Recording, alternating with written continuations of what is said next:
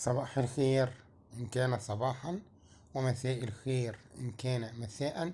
تحياتي لكم جميعا أينما كنتم. أنتم الآن تشاهدون قناة حورس للعملات. معنا الآن 1 دينار جزائري، إصدار عام 1964 ميلادية، 1383 هجرية. زي ما احنا شايفين مكتوب عليه الجمهورية الجزائرية الديمقراطية الشعبية. ده الوجه الأول للعملة.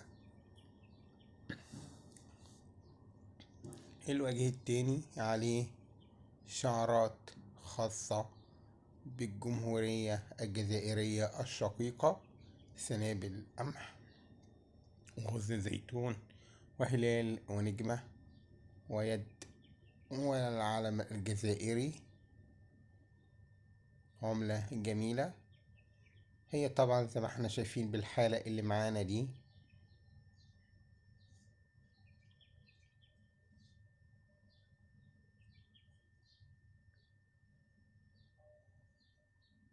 هي حسب الحالة المعروضة.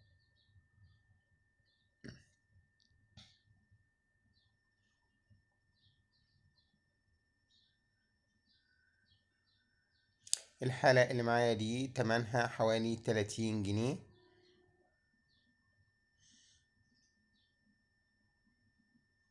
زي ما احنا شايفين هي بتعملها 30، من 30 ل50 حسب الحالة بتاعتها.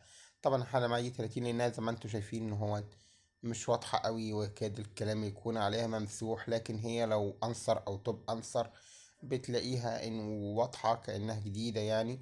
ممكن توصل معاك ل50 جنيه.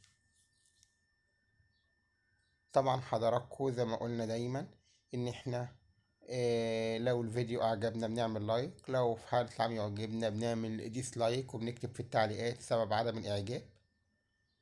ونأكد دايما ان لو حضرتك من القاهرة من مصر وعايز تعرف سعر عملة خاصة بيك، ان انت تتوجه لسوق ديانة خلف بنك فيصل الاسلامي، الذي يعقد كل يوم سبت من الساعة 9 صباحا حتى الساعة 4 عصرا. ونروح طبعا في منتصف النهار قبل ما الناس يمشوا، تقيم العملة اللي معاك سواء من التجار أو من هوان هناك، سواء تقيمها سواء بيع أو شراء، عشان خاطر تحافظ على فلوسك.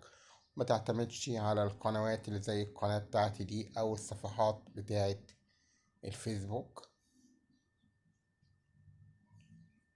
نتمنى إن حضراتكم تشتركوا في القناة وتفعلوا زر الجرس.